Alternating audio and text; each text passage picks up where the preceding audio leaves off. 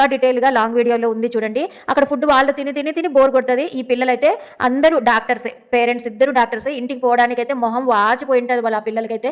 ఫోన్లలో మాట్లాడేకి తనలాడుతున్నారు. అసలు నాకు ఎట్లా అనిపించిందండి నాకైతే. అక్కడ కొంతమంది పిల్లలతో మాట్లాడినానండి. ఇద్దరు వర్కింగ్ పేరెంటే ఉంటే గిన తండ్రి ఒక చోట తల్లి ఒక చోట. మాకు హాలిడేస్ వదిలినా కూడా మేము ఇంటికి వెళ్తే మా దగ్గర ఉండరు పేరెంట్స్. ఇక్కడ హాస్టల్ కన్నా చూసేకి ఇద్దరు కలిసి వచ్చినప్పుడు మాట్లాడి ఇక వెళ్ళండి క్లాస్ టైం అయింది అని పేరెంట్స్ అంటే ఇంకా అసలు దుఃఖం ఆపుకోలేరంట. ఆ పిల్లలు ఒకటే ఏడ్ చేస్తారంట.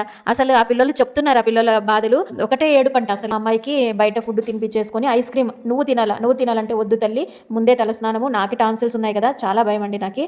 వచ్చిందంటే ఇంకా చలి జ్వరమే వచ్చేస్తుంది అనమాట. నాకు ఐస్ క్రీమ్ కూడా పడదు, నాకు ఏది పడదండి.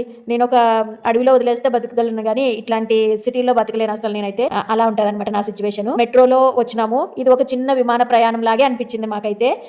భయంగా ఉంది. ఏం కాదా అండి అని అడిగంటే ఏం కాదు అని మా ఆయన ధైర్యం చెప్పి తీసుకొని వచ్చినారనమాట.